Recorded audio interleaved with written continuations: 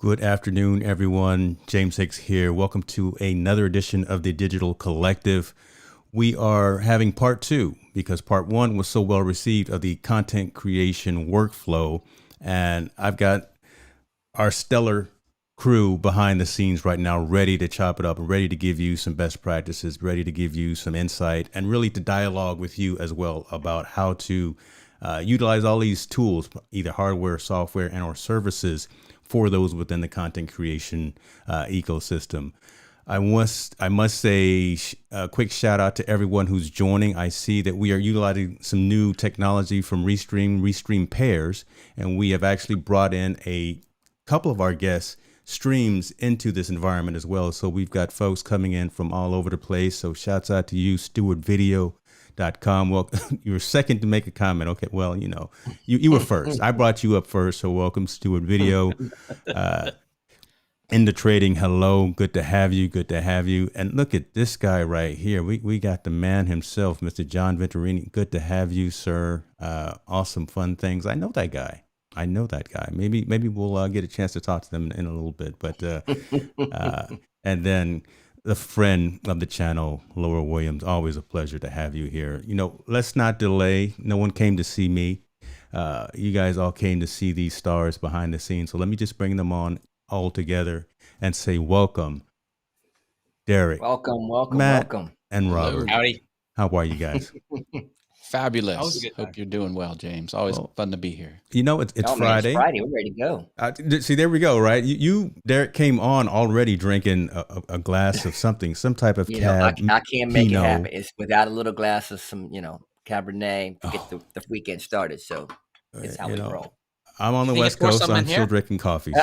I got you. I'll pour it down from that window. It'll drop into yours. That's perfect.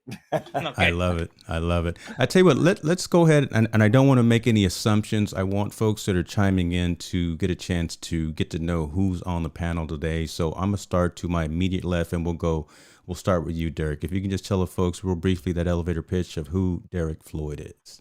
All right. Derek Floyd is a singer, songwriter, composer, technologist, YouTuber, and senior account manager for a company back there. See the big IK logo for IK Multimedia, which is a music technology company. We make products like this thing right here, our Extreme Pro, that help you get sound into your stream, whatever you have, whether it be iPhone, iPad, Mac, or PC. And I also have a YouTube channel called The Beautiful Now Project, which talks about keeping you uplifted, staying encouraged, and living inspired. That's what we do. I love it. Let's go ahead and swing on over to Mr. Haas. Excellent. Matt Haas here. I am a technology expert and a graphic design expert, but I have 4 YouTube channels because I love YouTube. And I love that it gives you the ability to have an audience with nothing but consumer level gear and something to say with no one in the middle. You can have an audience. I just love that. I teach people to make searchable videos that people watch, not bots, people. And that's the secret on YouTube. I have a YouTube channel called All Things YouTube, and a whole bunch of other properties that are going to be flipping over here. I would like to have fun on the internet, so I'm here. That could be said wrong. We'll let that go. He's a geek in a good way, and we love it. So thank you, Matt. Appreciate you. Last but not least, ladies and gentlemen, Mr. Robert Lee. Well, thank you, James. Thank you very much. So I'm the founder and the executive video producer of Shalala Productions, where we specialize in creating marketing videos and providing live stream video production on site or remotely to help others with their live streaming and their video efforts, especially when it comes to just trying to help get their message out there. So that way we could help ease the challenge of just addressing any technical issues or any logistical, all the fun stuff. So as an offshoot of that, as on my off time, I always like to tinker to try to figure out things, what things work, what make things better to help the stream to go well, as well as the fun stuff of doing content creation, and also as they say, like the push buttons, which I think, well, it'll happen later. Don't push any more buttons, because every time you push a button, something wrong happens. As with your case, right? See, there we go, right? As with your case with Facebook right now. So stop pushing buttons. I just want the cool stuff like that. I'm just jelly right now. 5 minutes and the show's already gone off the rails. Let's get focused and let's get back into it. So again, part two, and folks, if you got a question for the panel, definitely put a Q in front of it so we can address that as we talk. But wanted to go over those high level categories that we had last time, right? Production tools, best practices, and ideas for everyone within the content ecosystem. And this week wanted to kind of talk about pre, intra, and post stream activities. So talking about what do you do as you're preparing for stream in terms of research, gathering information, sending out an invite to the interviewee, and creating and preparing marketing promos and things of that nature. So let me start off with you, Derek, because you weren't here last time. And just again, what do you're preparing a stream and you got an idea, or you may even already have someone that you want to interview. Sure. What's kind of that workflow that you go through in terms of moving forward and getting that on your content calendar, so to speak? That's a great question. The very first thing I do before I even get started or dive into preparing for the stream itself is get to know the guest.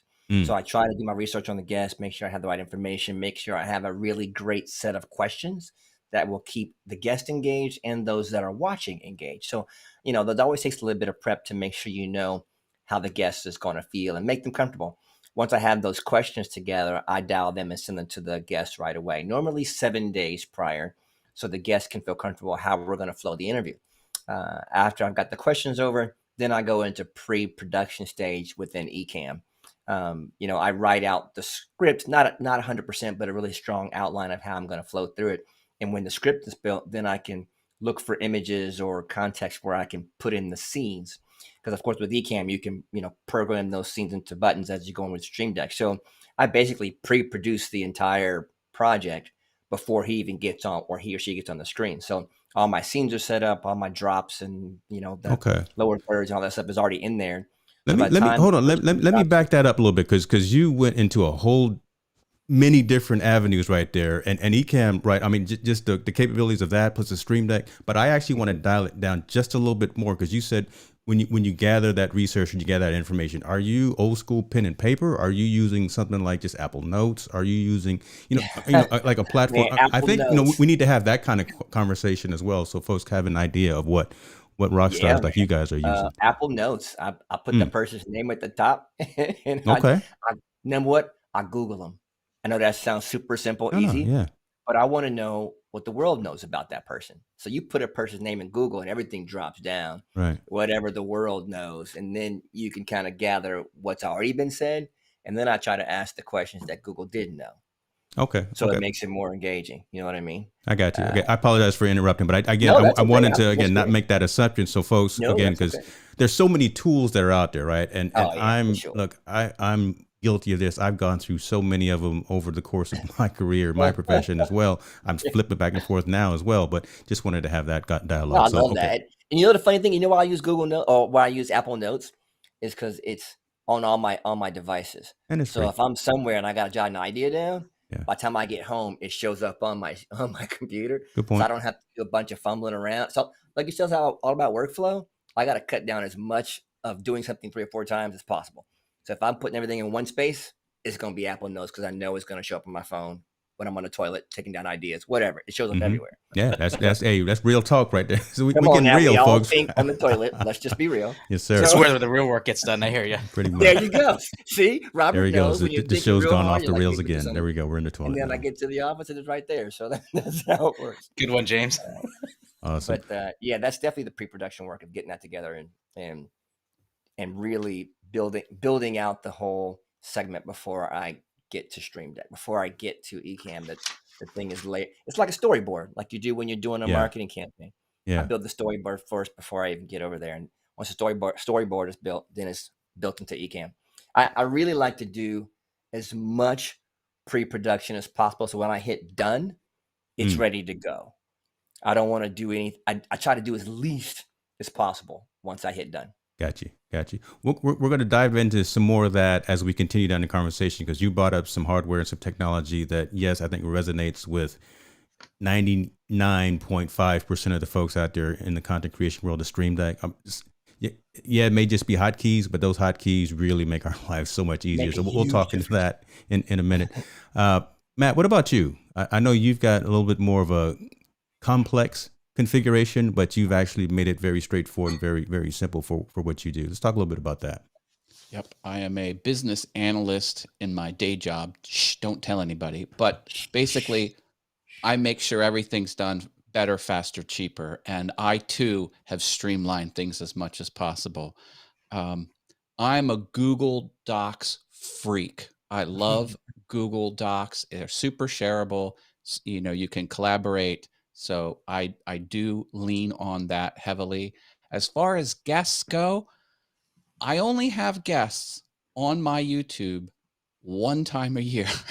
Okay. And it's a rotating, I have many guests. Each co-host has 5 minutes, and we complain about technology during the airing of grievances for Festivus. So I have a Festivus show. But the tech I use is Google Forms. So if anyone wants to come on my show that has a camera and a microphone, you give me your name and email address, and I'll schedule you in. And that's how I handle my guests. But Google Docs, every time I go live, I have some sort of outline and bullet points. I will never go live, just turn it on and go. That's a fool's game. Even seasoned professionals that have been doing this for decades always have something prepared. It just takes you to that next level instantly. So I'm a big bullet point type of person. I do use Notion. Notion is a free online database, relational database, and it could be whatever that you want it to be. A lot of people use it for calendar, for to-dos, and for content management. I built mine out with a content management focus, but I also have a few planning steps in there. But I never throw anything away.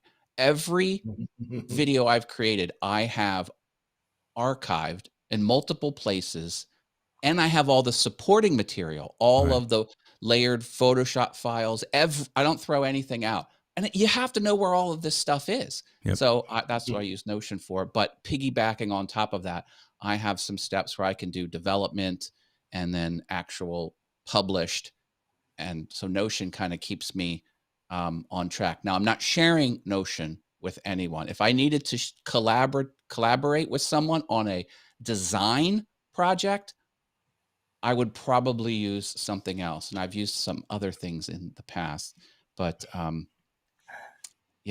Google Docs, baby. I can't say enough old school good docs things about See, and that's kind of where I'm at in between, right? So in terms of needing to collaborate with folks, so sharing topics and agendas, like with you three, right? I wanted to share kind of the high level run of show with you and bounce back and forth between a couple of platforms that kind of met the need, but didn't really meet the need, and trying to make it as seamless for you, the guest, was really where I was having some, I'm gonna use a big word here, consternation. I don't even know how to spell it, but I think it means something. So now you got to spell it. Well, look, it's you Friday. Can't use it if you can't spell it. You know how that works. I'm just gonna throw that out there, and I'm not gonna say it ever again in my life. Here's something to consider. One more thing, if I could. Yeah. People likely have a Google account, so there's no, here's a new system, here's a new service, go make an account, and blah, blah, blah. People already have a Google account, so that's gives it a leg up. No, that's a good point. And storage space within the Google ecosystem, if you ever do need to upgrade, is pretty cheap. $1.99 a month. Yeah, come on. So that's a good point there. That's a good point. I like what Enda is saying right here. Yeah, Google Docs for me, even Google Site Builder is great for a free website. That's true. That's true. Oh, Google, they make all their money. The pockets are full at Google because they sell ads on everything else. You know, they own the entire internet, but so they can make all these phenomenal product. It is what it is, right? So, and we should take advantage of it. Robert, what about you, man? Let's talk about what you got, brother. Well, I mean, it pretty much kind of reiterate what folks have been talking about with Google Docs. I know, like with you and Matt knew firsthand, I had a lot of trouble trying to figure it out. I'm getting better, but I just like the whole idea of just having something accessible that, well, one thing, it's easy on the budget for sure. But another thing, it's just the means of having the ability to just to share the document and just have other people have access to be able to either update a run of the show or just a show notes just to help things manageable for the pre-production. I mean, with the old scoop examples, like this is just like printouts from of I have of yesterday's show from the Google Docs, and it's just like what Derek's talking about, just to be able to kind of like map out as to like what assets we're using for the show, and just kind of give like a rough timeline, maybe like an outline form as that where some of the assets are being shown, whether it's like an animation intro or just kind of like help organize like the topics. It's a delicate balance between you want to be organized as to like help have the show go fairly smoothly, but you don't want it to take away from the spontaneity in terms of how the conversation goes. So to that point, it's just a matter like to provide the framework and the structure in terms of being organized, but not so much the case where it's like down to the minute of say, okay, we're gonna talk about XYZ only for this much, and Yeah, then we're gonna have you talk. that's a good point. So yeah, so it's just a matter of just being able to be aware of the surroundings, the situation as to how everything unfolds. Let me ask you this then, and for all three of you, how much of what you use in Notion and our Google Docs and our Apple Notes is repeatable and is automated, right? I mean, do you have to recreate that run of show from top to bottom each and every time, or is it more of like a template type of scenario where you can just plug in, this is who I'm interviewing, this is their headshot, that kind of thing, and you've already got it kind of laid out, or do you have to recreate that document every single time you do a show? I'll jump in. My Notion does backflips, baby. It is very templated, very autofill. I have to do hardly any button pushes in Notion. And then as far as the run of show, I've got my shows sort of down now, and I have my outline, which is a growing document. I have a document with 167 shows on it. It's a huge document. Okay. But at the top, I have my run of show, and I just copy it, paste it, and then delete the run of show below, and I have my outline. And I print out my Google Docs, and I have them for just page one. You don't want to send the whole document to the printer because it'll print all day long. So I always have to do page one of one. Or page, yeah, remember, because it's one. the ink that you pay for. You don't pay for the printer. Yeah. So yeah, Notion does backflips, and I just keep copying and pasting my run of show in my massive Google document where I have my show notes, and it's just so if I ever want to go back, I have everything I talked about in one doc. That's about it for me. That's pretty sweet, man. Yeah, that's so I like that. Now, do you take advantage of the mobile environment as well? Because I know Notion has a mobile environment, and see, again, I'm coming back. I'm being selfish. I'm trying to find, honestly, a platform for myself that works, that allows me to not have to recreate the wheel every single time, that's repeatable and is portable. Right. So I can actually work on the document when I'm not sitting in front of my laptop, or I'm not sitting in front of the Mac Mini. I'm at the coffee shop. I got my phone with me and I can plug in some data.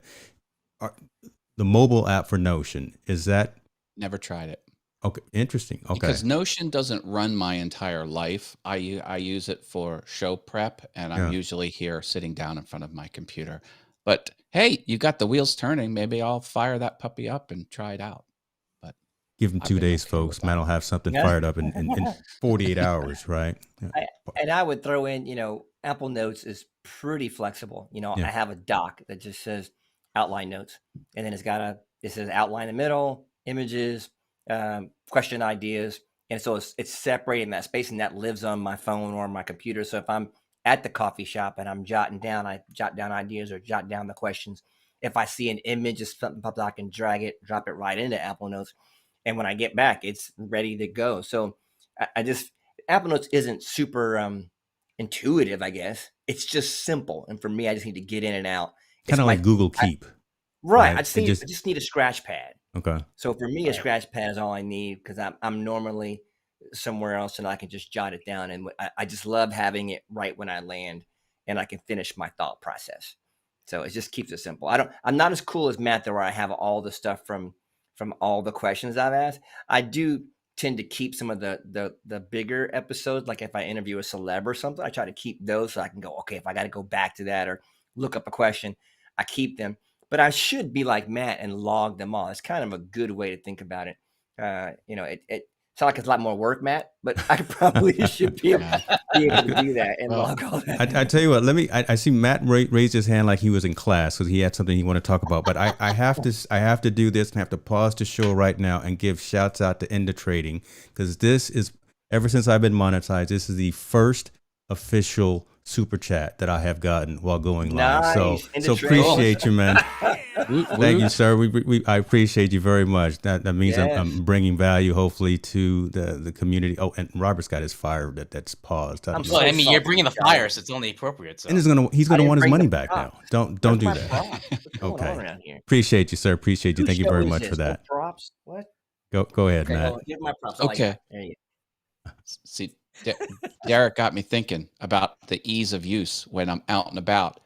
I use Apple's to-do list. What's it called? Apple Reminders? Reminders is what it's called. Reminders, yeah. And I have not used Reminders for very long. And I can hit my Siri button and just speak something and timestamp it. And it's a way to instantly capture itty bitty bits of thoughts. It's pretty simple, but the simplicity is powerful.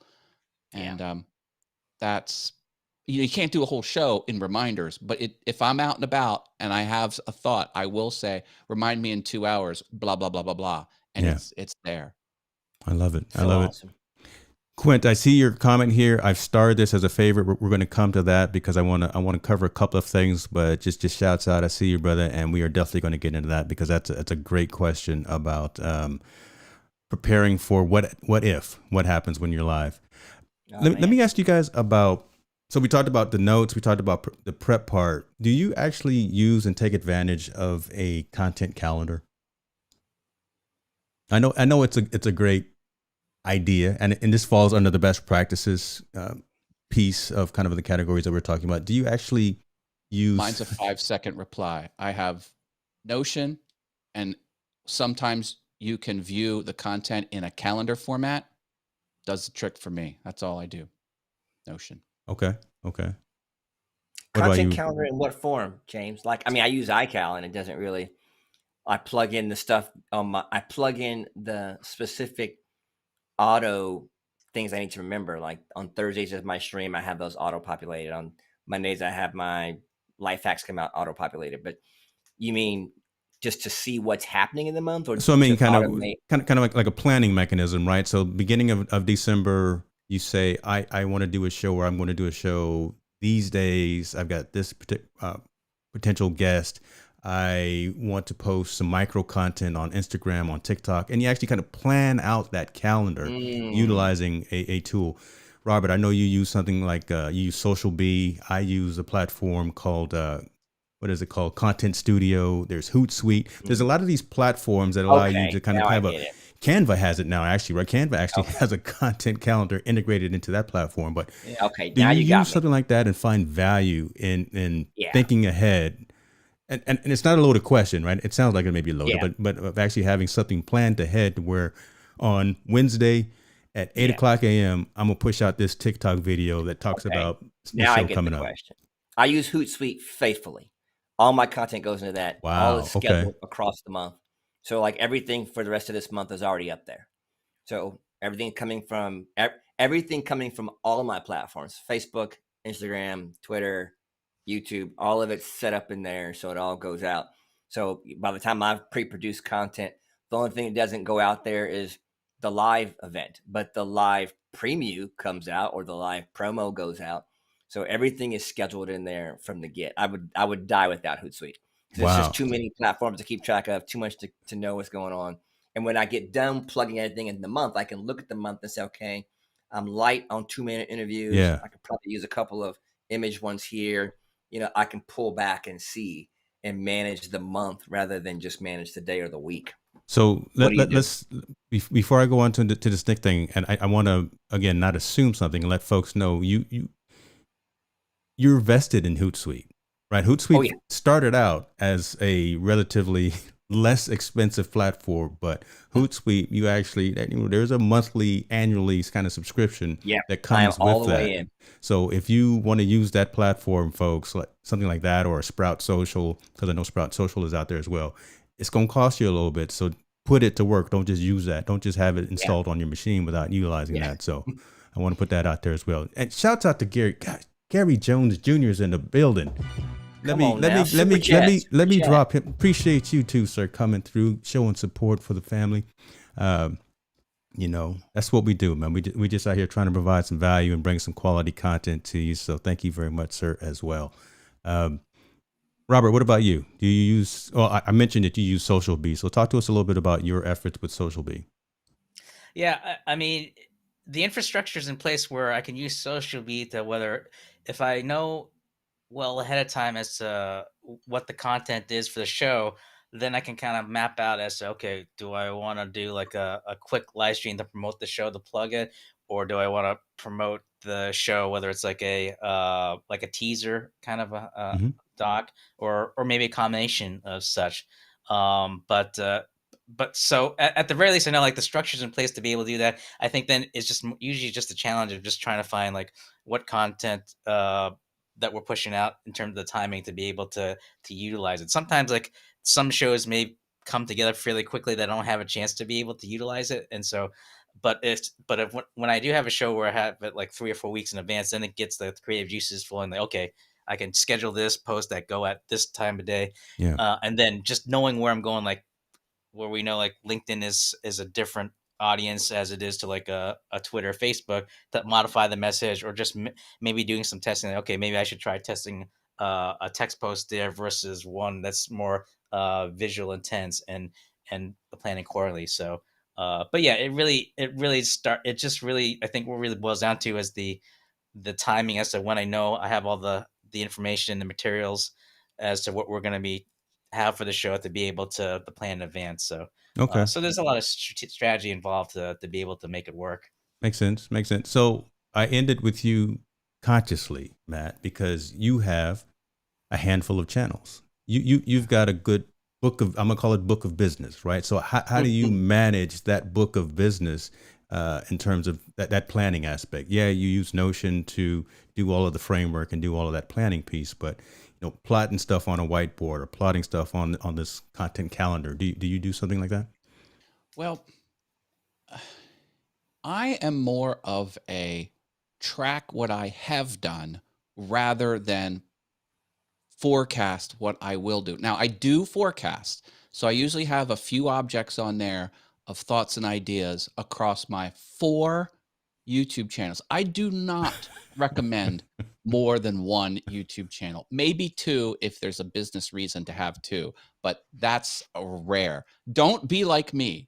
Yeah. Sometimes Don't be people like say, Mike. Don't do it. "Hey, Matt, I launched a 2nd channel." My response is always, "Congratulations, you have my deepest condolences." Hard work. So, Yeah, man. but I get, I'm kind of like that cartoon dog, like squirrel, squirrel. A lot of us So- are in this world, right? A lot of us, especially in this ecosystem, a lot of us are. Well, I'll get hot on something. Like I will want to build something awesome in my wood shop, and I'll just pour my efforts into that. Or maybe there's an awesome song I just did, like Led Zeppelin's "Stairway to Heaven," that I want to put on my piano channel, and I'll just focus on nailing that performance. And I'll jump around. I have my standing live streams across some of my channels, so that kind of keeps it going.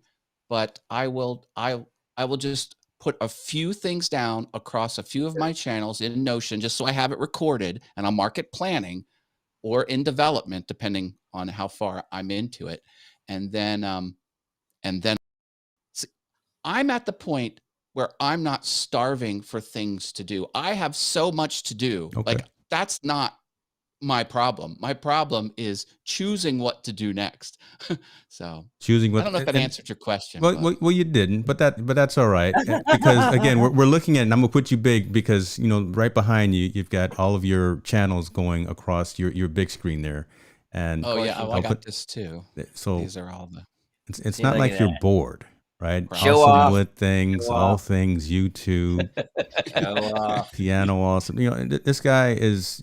There's 24 hours in a day. You sleep one of them, and outside of that, If I'm you're lucky, I creating sleep content. one. That's a good thing. Jeez. That's a good thing. Let me go back to Quint's question right here, and then we'll move forward. But he was saying tons of discussion about prep. Wonder how you account and prepare for bandwidth, lag, crash issues during live streams. Best strategies to adjust on the fly. Quint, love question. I am a stickler for verbiage, though.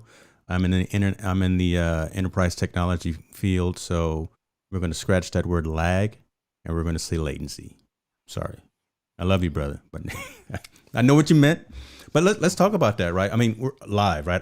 Right now we're streaming to YouTube, Twitter, Facebook, multiple pages on Facebook, multiple Twitter locations, multiple YouTube pages. I don't know if I'm going to Twitch or not. Maybe going to a website as well. So streaming on hicksnewmedia.com. A lot of places. Looking at the bandwidth statistics right now, I got a great internet pipe, so there's no issue for the stream coming, and we're streaming in 4K, right? So there's a whole different thing that's happening right there. Just streaming at that and higher bandwidth. So something like a LinkedIn can't even take a 4K stream. LinkedIn cuts you at 1080p, 30 frames per second. But in terms of accounting for that, what I'll do, and then I'll turn it over to you, Derek. We'll start with you. Is just really knowing that it's going to happen. Just having that mental frame of mind that something is going to happen. Either someone's going to have an issue with their audio, someone's going to have an issue with their video, and having the contingency, having it. That scene is actually built into the show. I actually have different scenes and overlays just in case Derek goes out, or just in case Robert goes crazy and starts putting up weird graphics, or whatever the case would be. Right. So We all a know lot how of times Robert a can be. producer, Be that guy. a lot of times a producer will actually have those contingencies built into the environment just in case, because it's going to happen. It's insurance, right? It's just like how you pay for insurance. So planning ahead for that and being aware that something like that is going to happen. But I'll dive in more as well. But Derek, let me go with you, man, and talk to us about what you do in terms of planning, just in case things happen, your system crashes or whatever the case may be. I'm definitely with Matt. I know Matt was mentioning, always go with an Ethernet. Go hardline. Do not ever go Wi-Fi, and that's the first rule of thumb on any live stream. Never, ever. One more time, ever go Wi-Fi. It's just not that reliable. Don't trust it. I don't care if they tell you it's the best Wi-Fi in the world. No, give me a hard line every time. Number two, I always run a speed test to see how my direction is going back and forth. How my give me the right terminology there, Mr. Hicks. I'm trying to test my internet speed, but what's my right terminology so I say it right? Oh, essentially, you're just trying to test your latency and your upload and your download speed, right? Yeah, just how fast it's coming out. I want to make sure I'm getting the maximum I can get that I'm paying for. And the second thing I do, or third thing I do, is I turn off everything else in the house. So if everybody else is on the internet somewhere, they're direct. Come on now, everybody in the house. Well, that's double protection, because you're not completely off of Wi-Fi a lot of times. So if someone's streaming Netflix and YouTube in the house, get off you got the internet.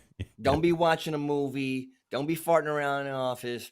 Get off my internet so I can make sure I have everything I can get from that. Come on, help me out, y'all. Y'all know I'm telling the truth. Robert, you're out there. You're not telling anything that's not true. That's true. So now once all that's in place and I've got the stream coming in, like you, James, I have a couple of contingency plans if something doesn't go, or the internet fails, or their internet fails. I have a couple of scenes that I can pop up that will segue into something, maybe a quick video or 30 seconds, something that will carry us over while I fix the internet. My wife actually has a small little one of those internet, what do you call it? High-speed internet boxes that you can take with you. It's like portable. And that's always nearby. So if I got to do a stream, I can flip to that. If something happens with my signal, there's another signal in the house. Oh, okay. So a Wi-Fi. Okay. Yeah. Yeah. It's a super cool little box. I mean, it's Wi-Fi, so you're struggling, but at the same time, if I go completely down, I have a second source that's not tied to anything in the house that I can drop into quickly. Yeah. And come on board. So That's what I would do for sure. Dr. Haas. Everything is on a universal power supply, or UPS for short, not Oh, the that's so delivery good. service. That's so When, good. when and Yes. if there's ever a power outage, because I have a little alarm when there's Yeah. no power, 11 Nice. of these things ring throughout my home. It's really annoying. So, and I will reboot occasionally. I don't always reboot, but I'll do that.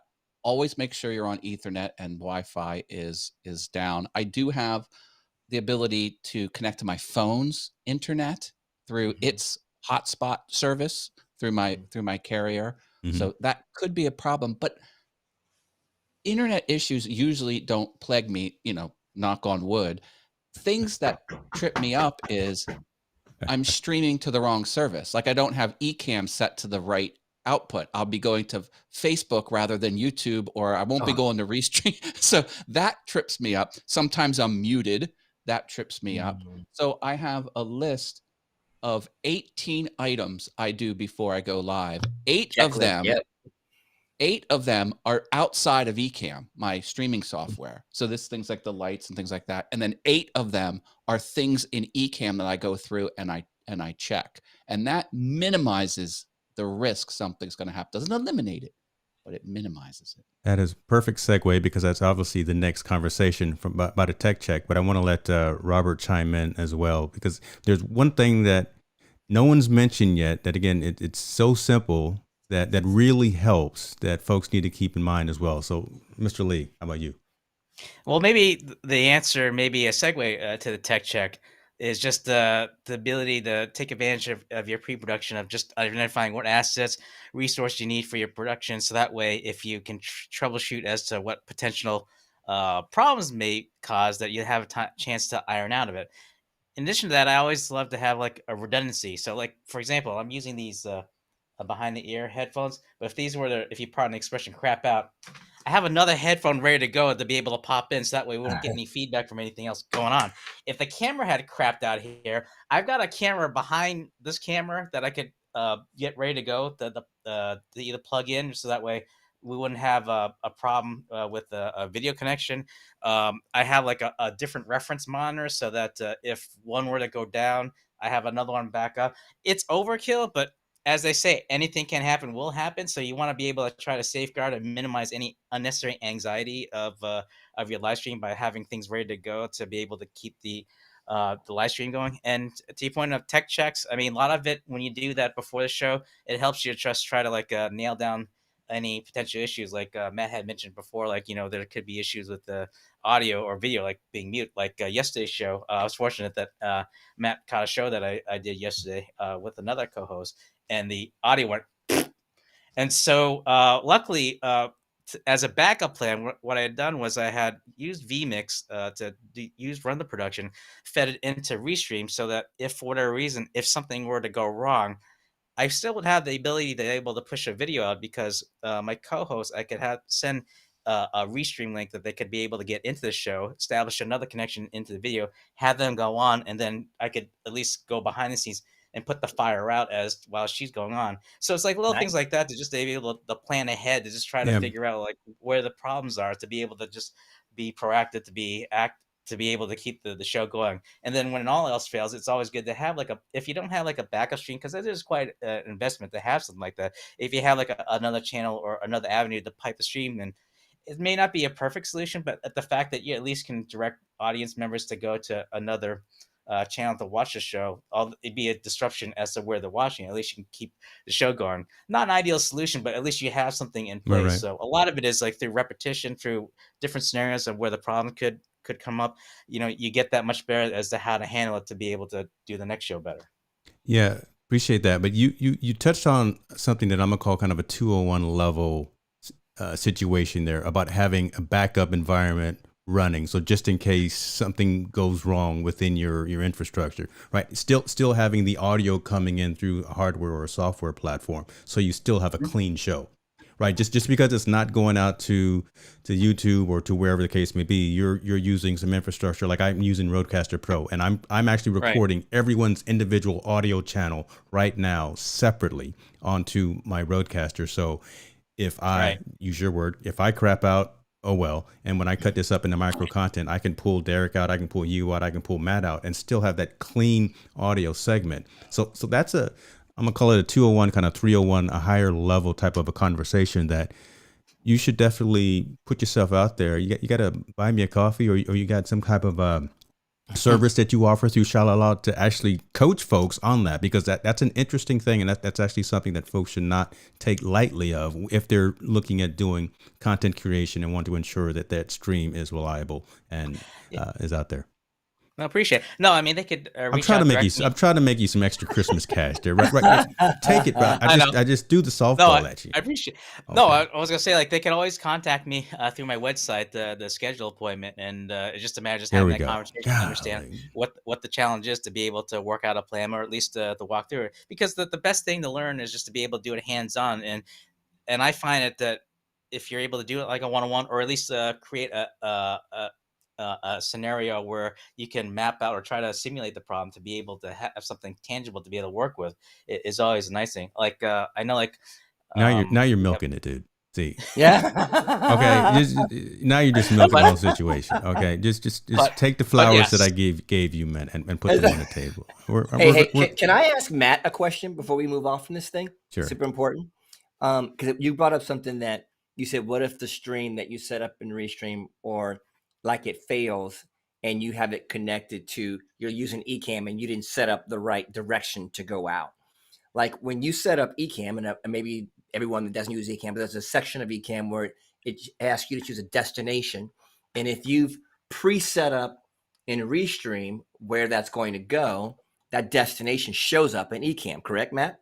So when I use Restream, I will set up my live streams usually a month out, so I know where they're going to be. I use all the application there, put the images up, put the copy up, it's all there. And I say Restream, I'm going to have a live stream on YouTube December 9th.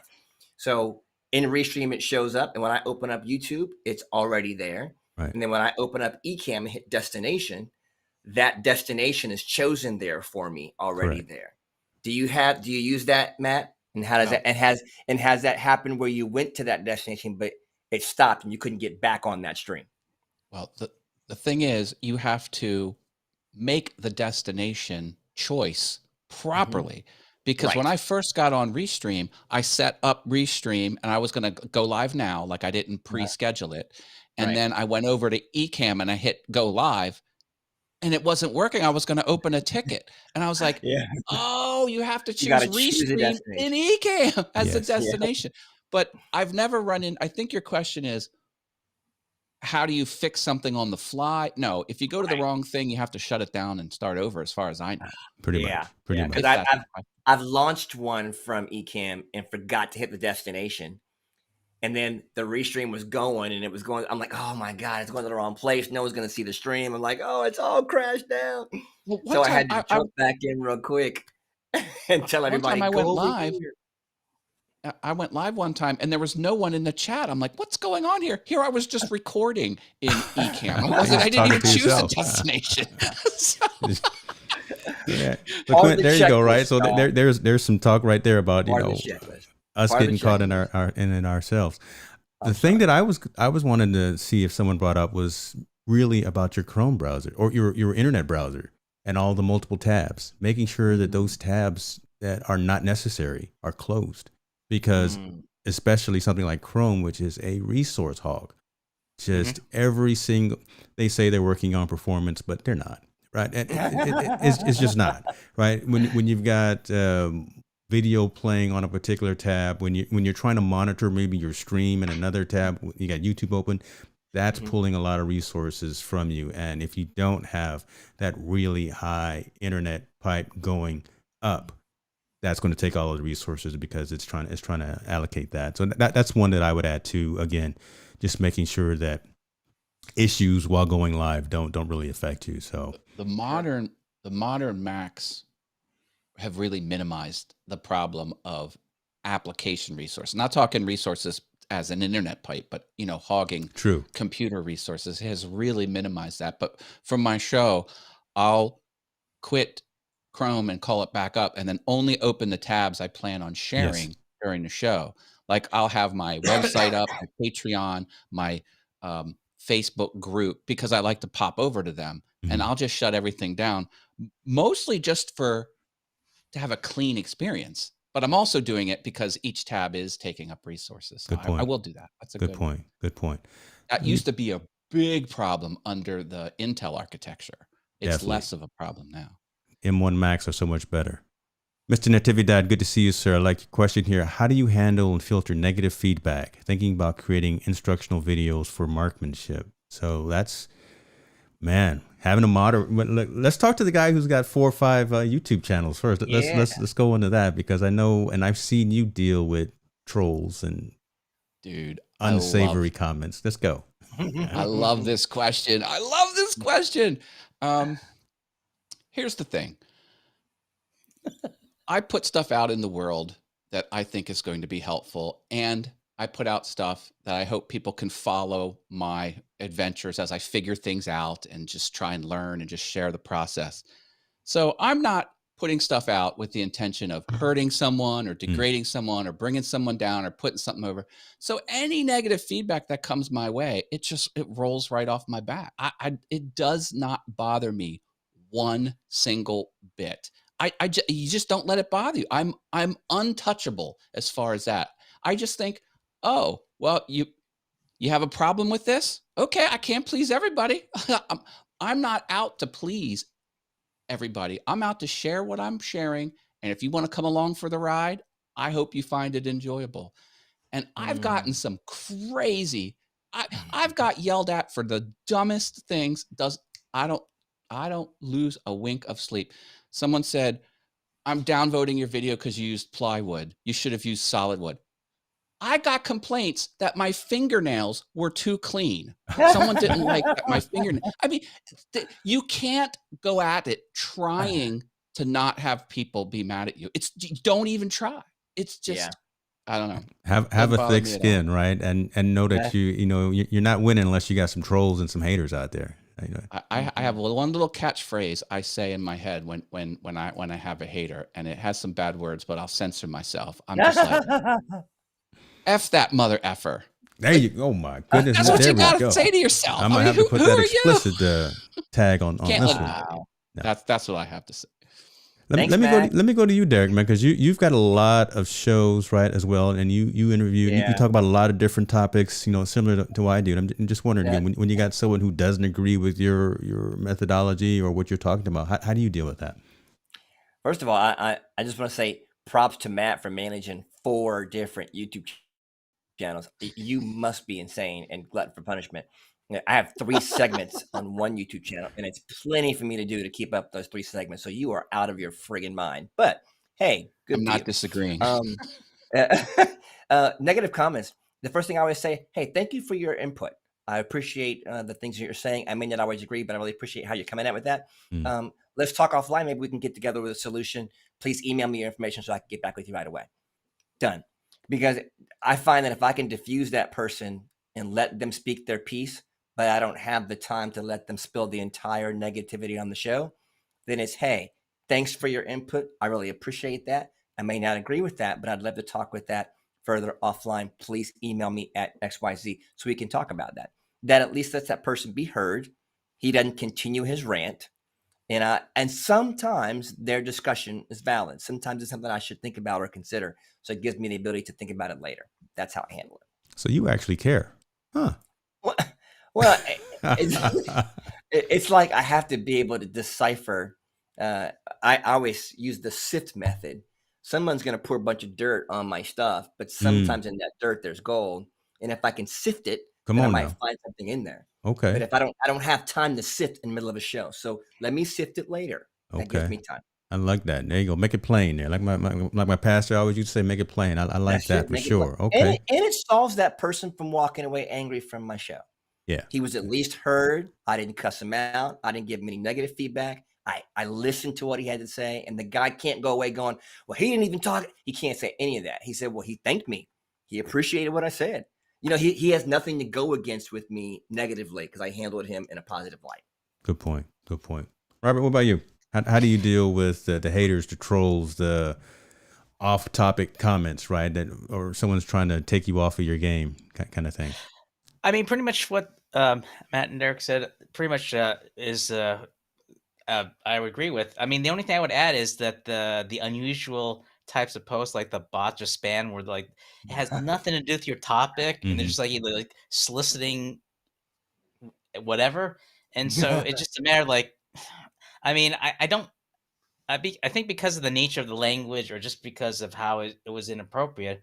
I mean, those are things I just have to remove just because it absolutely has nothing to do with the topic, and Yeah. it just it just doesn't bring any value or any relevancy to it. So so I mean that's the only thing I could add is just that if the content there is not so much trolling but just either non sequitur or just even just a gross Yeah.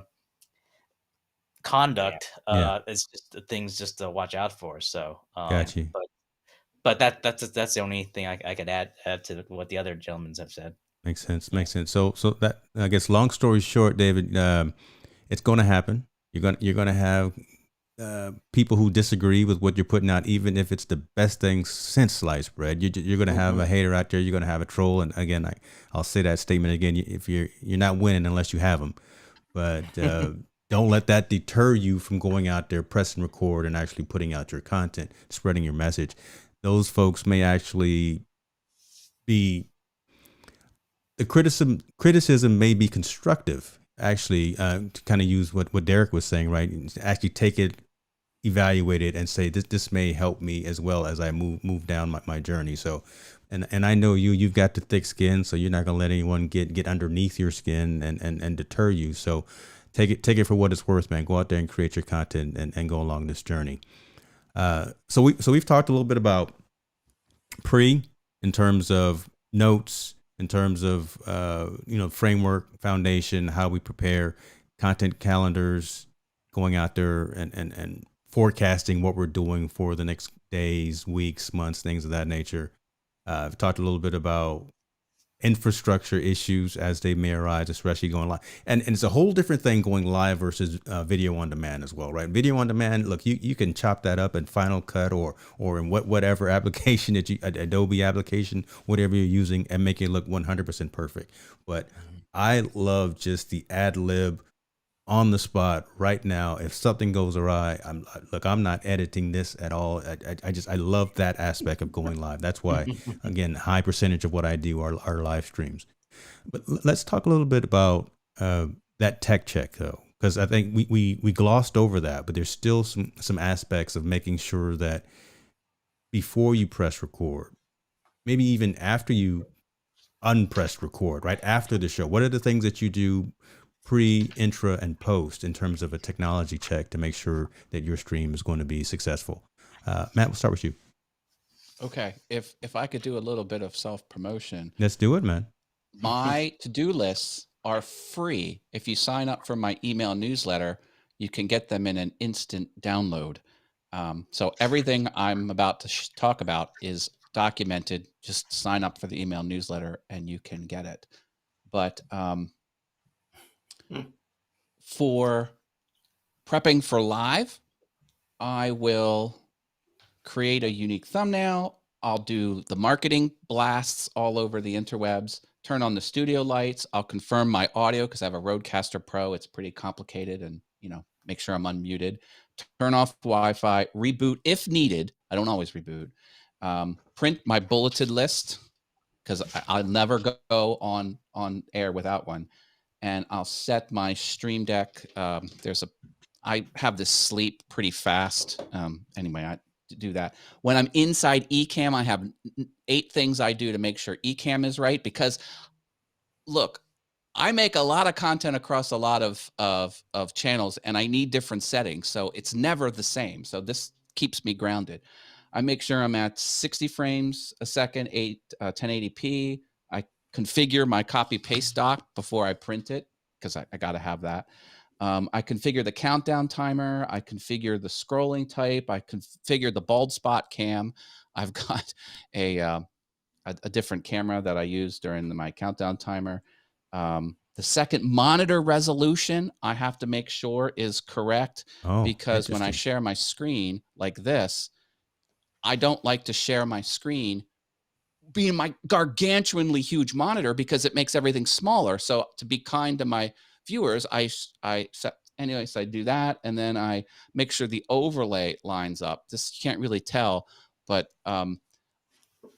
don't you hate when you're watching a streamer and they go to read an article and then the paragraph of text that they're reading is half cut off by the frame of their overlay? Yes. It drives me nuts. I have a point to make sure everything's lined up perfectly to have the best experience. So that's my prep for live.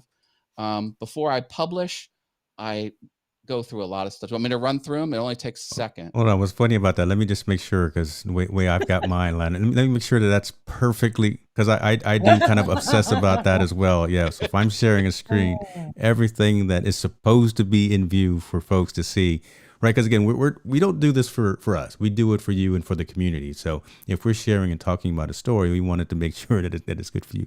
But yeah, I do the exact same thing. Okay. Looking good, James. Looking good, man. Just trying to make sure it's right. All right. Hey, you got to go all out. Pre-warn everyone. This is going to sound like a lot of work, but listen, if you're making content, you got to put in the work. You just can't drop a live stream and then go away. Hold on. Say that one more time. Don't gloss over that. Say that one more time. You have to put in the work because you just can't go live and then go away and expect to be successful. You got to do a lot of things before your stuff gets published and after your stuff gets published. This is what I'm going into now. So this is if I have an edited video, not necessarily, some of this applies for live too, but this is for an edited video. This is what I do. I do all the metadata, every piece of metadata. You can't ignore anything: title, description, keywords, cards, end screens, and closed captioning. You got to do it, folks. You got to do it. There's a whole reason why. We'll skip over that. Everything must be in a playlist. The thumbnail, you have to create not only the thumbnail for the video, you've got to create the square one for Instagram. You got to create a thumbnail for your blog without the logo in it, because your blog already has the logo in the map. So you need to create all these little graphics in the proper sizes. That's why Hootsuite tripped me up, because it tried to jam one size fits all, and I have to learn how to push the buttons in Hootsuite, but that's what I ran into. Sometimes you should do a 30-second teaser video, do the email newsletter, draft my blog post, draft an instructable. If I'm doing something on my woodworking channel, there's a website teaches you step-by-step how to do something, and then add my content to Notion. And then after I publish it, now this is where it really gets squirrely. You again, make sure it's in a playlist. Make sure there's a featured video on your homepage of YouTube, because that's an old legacy feature, but it's still there. Yeah. You shouldn't ignore it. So I make sure the current video is featured. I post my content all over the Facebook groups, the Twitters, the Instagram, with the link in the bio. And I go on Patreon. I put a Patreon post, a blog post, sometimes LinkedIn, and then I'll post my Instructable live, and then I'll send the email newsletter. It's got to go. Wow. You got to put in this work, folks. Wow. You got to put in this work. Yeah, I was going to do it. I had my fingers on a button, and you did it for me anyway. So thank you. Thank you. And one more time, can I give you a preacher thing? Amen. Amen. So amen. There it is right there, folks. And I won't necessarily, I think we all kind of agree with that, but they're putting in the work, putting the work into the craft. If you're serious about this. Yeah, you can't, again, a lot of times folks just say, put your phone out there in front of your face, press record, and go live. Yeah, you can do that. But again, if this is something that you're passionate about, if this is something that you really want to start telling stories and having that engagement and building community, you got to put all of this work in. You just got to. There's no ifs, ands, or buts, and there's no shortcuts. Why are you going to shortcut yourself? Matt, that tech check that you have, is that something that's publicly accessible? Do you have that available somewhere? Yes, it's that folks can what you do is you sign up for my email newsletter. And there you go. That was a plug again. He's like, sign up. Yeah. Let me talk to you. Let me get that list. Get that. Beautiful. Awesome. Screen cap that bad boy. Yeah. Or you can also go to allthingsyoutube.com and then scroll down to newsletter and click the linky do, and it'll send you, because that's a bunch of Matt, let me tag on you with that. The fact of my wife or some of my friends would always say, well, how long does it actually take you just to do a 2-minute video? I'm like, you don't understand. It's 3 to 4 hours of prep before the 2-minute video. So you're Yeah. talking probably 2 to 4 hours to produce a 2-minute video. Help me out, Matt, Robert, to actually produce it with all the content, with all the research, to actually produce the content for 2 minutes. It's probably at least 2 or 3 hours. Making the if I thumbnail, doing all the prep work, like you said, Matt, putting all the metadata in, writing all the copy, finding all the images. That stuff just takes time. It's not just 10 minutes and you're done. It's just nothing's like that. So Matt explained it so an perfectly. I hour, just want to give him an a time hour a limit. minute is a good day. Yeah, an Like hour that a minute. hardly ever happens. Easy. And here's the other thing. I didn't even talk about this. You have to watch your content back. You have to watch your That's content true. back. Yeah. So if you do a 10-minute live, you got to take 10 minutes and watch it all back. And you never not do it. That's how you get better. Because you've got that's a good non-assumption right there as well. Because for like my audio podcast, and a lot of times you hear folks that say they don't like listening to themselves or whatever. But you've got to sit in the seat of your audience and kind of see what that intro sounds like, see what your opening remarks sounds like, see what your guest sounds like, and make sure that your levels are correct on your audio mixer and things like that. These are the things that you've just got to do. You got don't be deterred by these things. We're saying that yes, a lot of work, and if you want it to be high quality, you got to do these things. Now, if you just want to put something out there and you just want to put some video out there real quick and share, you're out there traveling with your family and you just want to shoot some random video, put that on Facebook. But if you're trying to be serious out here in these content creation streets, do some of these things that we're talking about, folks. Yeah. Matt just closed that whole subject up, though. So we can leave that. Matt I'm not even going to go into anything that I've got to say, but I do want to see what he put the kibosh on that. Let me address this right here from Quint. Rules change pretty rapidly and randomly at times. Are there things that you do to make sure you don't get a strike or demonetized, including guests, or are certain streams worth risking it for? Man, that's a timely question that you have right here, because one of these gentlemen on this stream right now just got a strike for part one. You got a strike for, right? Talk a little bit about that. Well, I mean, it's not really a strike. It was just more of you got a strike. with epidemic sound, right? Yeah. Explain like, the whole situation so it's not what vague. It is that a couple weeks ago when Matt and I were guests on James' show, I used Restream pairs to be able to push James' show to be able to shown on Shalala Productions YouTube channel, so that way help expand the reach for James' show. But the thing was that some of the music was tied to James' program, and what I didn't know that he had I keep saying epidural, but I meant to say epidemic sound. And what it is that the audio is designated within James' channel, not my Shalala production channel. So when it goes through, there's like a copyright claim that was put on the video. I mean, I could still play the video, but I mean, if I want to like monetize it, that's where it can get a problem. And so sure enough, I reached out to Restream and say, hey, do you guys have like any template forms I could use to be able to reach out to say, hey, I got a strike and stuff like that. So, well, you have to go to the end user to be able to resolve it. I'm like, end users? Yeah, reach out to YouTube. I said, well, wait, if the strike come from Epidemic, it's a matter of reaching out to Epidemic to be able to explain the situation. So I had to reach out to James and say, hey, this is what happened. And then I find out that it's a personal account, not a commercial account, where you're able to extend the coverage there. So it's things like that to be able to watch out for, so that you can try to like head off that type of potential problem before it happens. Luckily, it's only a claim, so that it doesn't mean that I can't play the video. Just more like on the monetizing side of it, where if I wanted to be able to monetize from that video, that's where it poses problem. Because not to say that I don't think I'm gonna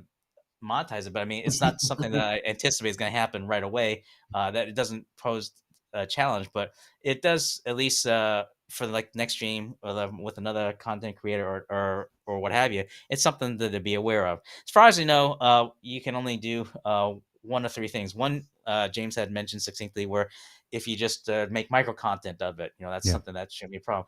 Another thing is just that I think I had asked on Luria's program on Livestream Pro. She mentioned it's just a matter like if you also have an Epidemic Sounds account, just to be able to know like which tunes that you're playing, so that your subscription should be able to cover when the music comes over as an option. And the third is just a matter, just kind of like if you're able like the get ahead of it in their pre-production, maybe it's just a matter of finding songs or music that may not warrant a copyright claim. So that just be an example of just things to watch out for when you deal with such challenges like that. That's true. So to recap for you, Quinn, really, and I think Matt said it best, right? Avoid it at all costs. Only use stuff, audio, images, videos that you own or are actually royalty free and copyright free. So within the YouTube environment, they actually have audio that is royalty free. There are a number of sites. We've mentioned Epidemic Sound. There's Audio Eye or something like that. There's a ton of other platforms as well that you pay for a subscription, so you actually own the right to be able to post those on your channel. But I almost think that Restream didn't plan for this with pairs, right? Because again, since I have that private license for the sound like everyone has heard in my intro and that you're going to hear in my outro as well, my channels are cleared for that. But yeah, when you're pairing that with other individuals and other creators, them getting a strike, because they don't explicitly say that you need to have that commercial license. I actually had to read in some very fine usually print. A claim, not a strike. Yeah. I'm sorry. Yeah, I Right. meant to say claim. Yeah, correct. So good distinction as well. Yeah, it was the copyright claim. But Especially the way if you're doing a live stream too, guys, throw that out there. I did a live stream with someone else where I was taking their stream in and it was coming live off of my channel. Yeah. And they were playing regular jazz music from a bunch of different artists in a like a segue spot. And once the live stream was done, I got sent a message saying, hey, this whole 2-hour video cannot be monetized because this split second of content was owned by, Miles Davis, whoever the guy was they were playing in the background. I think it was Brian Culberson, matter of fact, which is a good friend of mine. So they said, well, you can't use this spot of it. So I went into YouTube Editor, which is in your YouTube studio, and just took that part, the music out, and splashed something else in there, hit upload, went back up, and they cleared it. So there are times when you can use the actual YouTube platform itself, go into YouTube Studio and remove the spot that they're talking about without losing the entire video. Just a heads up for that, as someone does have that happen. Do the I think it's the trim within the customization piece. Yeah. That's there for you, just in case. Yeah. And thanks, Matt, for clarifying my word there. Yeah. Claim versus a strike. A strike is definitely not what you want. The claim is just really a warning, and you don't want to get too many warnings, and then you start getting really, really looked at negatively. But yeah, the claim is more of the warning. Try having a music channel. I get copyright claimed left and right. And I'm not using the recorded song. I'm performing it with all my own instruments. They still get you because copyright is the actual published work and it's the melody. There's two parts to it, and they get you. So. Got you. The only thing I would add is like if for a project that we had to do early in the summer and it was like a live performance, and they would use copyrighted music, and now we can't like we all know you can't have that going on a live stream. So luckily during like the pre-production meeting that we're able to say, hey, there's some sections that we can't play the music because you don't want to have like you don't want to have a strike on your videos. So we had to time it so that before the music would go on, we'd have to cut the audio and then at least alert the audience to know that, hey, for this portion of the video that we're streaming, we had the mute just because that there's music they're playing that we don't have the rights to. So sometimes it's just a matter of just being upfront with the audience so that they know what's going on, so that they know it's not a tech problem, but just more of a copyright issue. In most cases that the audience understand, because either they're fellow streamers or just aware of the situation that they're okay with it. So it's just a more of a point of just I'm a big advocate of a pre-production planning and everything like that you can catch a lot of these things so that it avoids the ability of losing anything that's left on top of your head here. So all of us low That's why I normally wear a hat. I'm surprised I'm not wearing a hat here. You guys are seeing too Yeah, much. I shaved for you guys, right? So I actually cleaned up just a little bit. Don't act up, but that's So okay. hopefully that was informative. Thanks, Quint, for chiming in. That was a great question that needed to be had. I tell you what, I want to still have a conversation about one last topic, and it kind of culminates what we've all talked about. We talked about pre, we talked about intro, we talked about post, but getting all of those individuals that you want to talk to, those people that you want to have a conversation with, how do you bring them into your ecosystem, into your environment? How do you schedule all of that? Right? Do you, again, is it just simple as picking up the phone? Is it just as simple as sending out an email? Is it sending a link to a calendaring service, Appointly, Calendly, whatever the case may be? What do you guys use? And I'll go backwards this time, and I'll start with you, Derek. I wish I was as good as y'all and use Calendly, because I love that app. I've seen a lot of the creators use it. Mhm. So I think I'm gonna have to jump on that, because I'm still old school. I'll send an email over, hey, do you have a moment when we can chat? And what I'll do normally is send them 3 times they can choose. I've got time here, here, and here. Can choose a time that works for you. And usually they'll come back without. When you give someone choices, they at least choose one. Yeah. So if you just say, hey, when you have time, you'll never hear back. So it's always, hey, I'd love to hear from you. Do you have time here, here, here? And we can chat about these 3 or 4 bullet points and out. I try not to make the emails long, because as you all know, we don't have time to read some 7-page paragraph about why you want to talk to me. Just give me the input.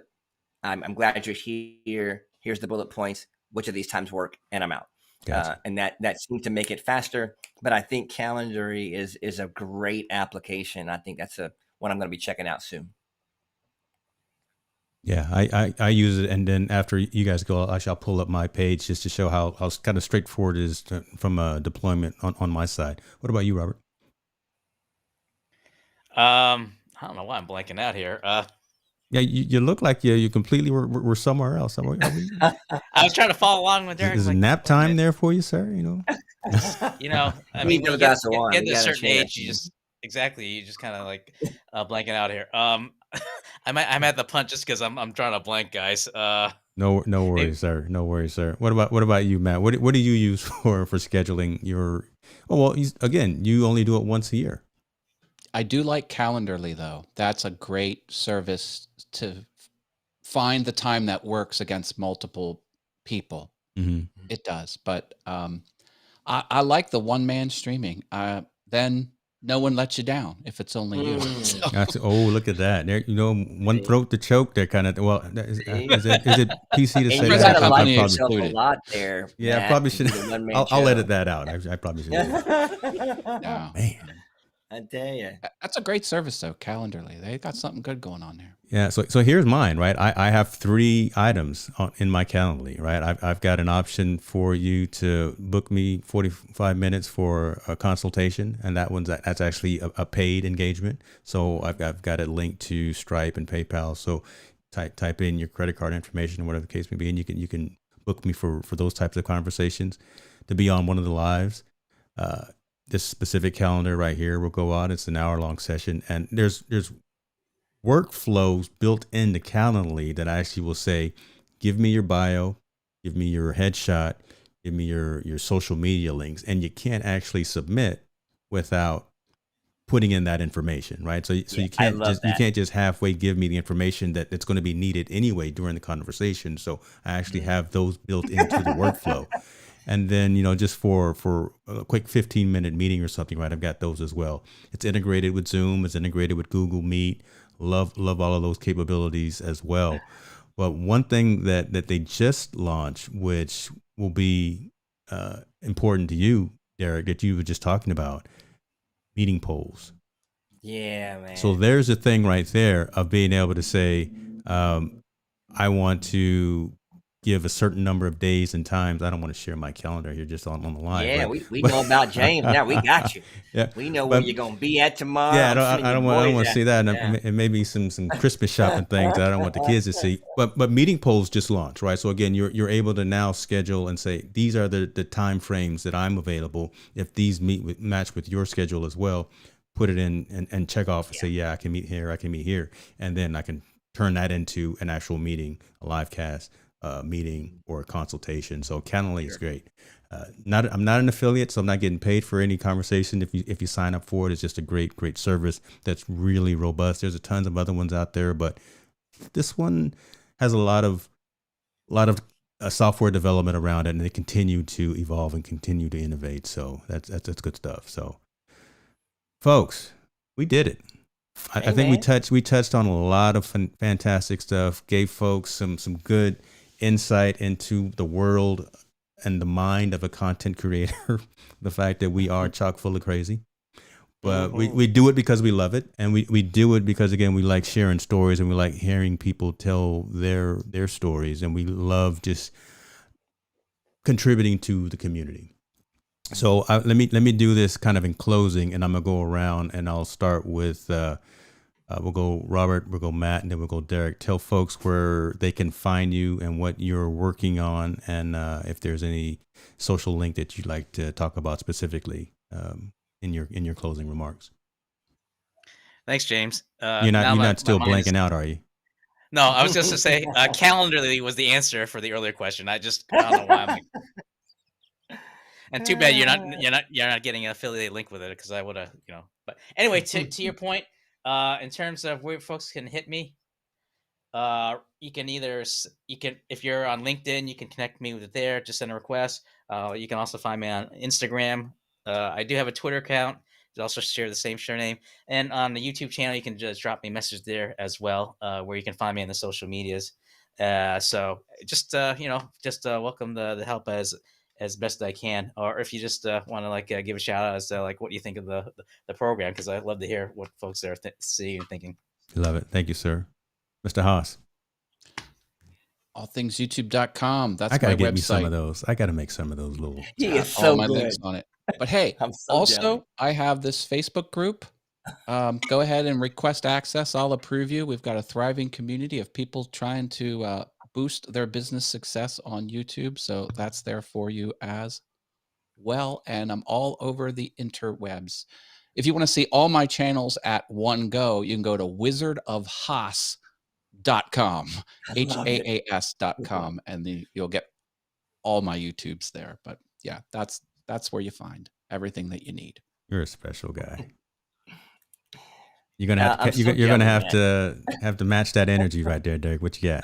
I'm just so jelly for Matt. He's got all the cool props. I just wasn't prepared. I feel bad.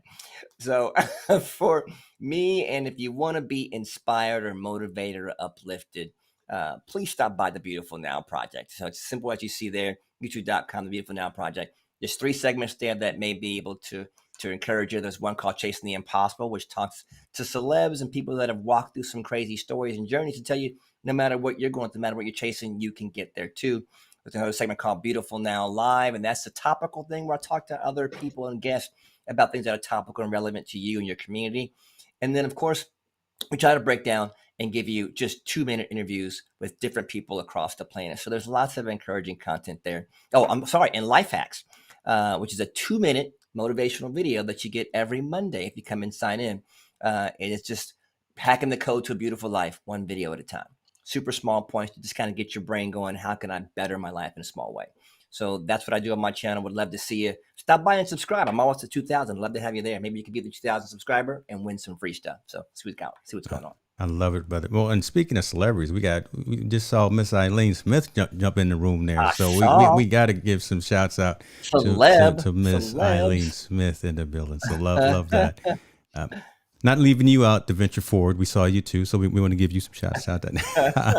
But we've got to talk to Miss Eileen as well. So, gentlemen, thank you very much. Thank you for all of your time. Thank you for the information. I think this conversation needed to happen. I think folks really got some value out of it. May want to do something different if we decide to do like a part 3, kind of focus in on one of those kind of pillars, right? On either the production, the tool, the best practice, or the ideas. Because again, these conversations need to happen as opposed to just always assuming that folks know how to do it. You can't just tell someone to go fire up a YouTube channel and just go have at it. The coaching, the conversation, the how to from folks who are already out there doing it really, I think, matters. And these 3 gentlemen right here know what they're talking about. So I have no problems with pointing someone to Matt, Robert, or Derek in terms of if they need some assistance. So that being said, you guys be good. Don't eat too much. It's the weekend. Derek put down the glass of wine. Hey, it's empty. I need some more now. It's already empty. Oh my God. I don't know what to say. Folks, be good. Take care of yourself. We are out.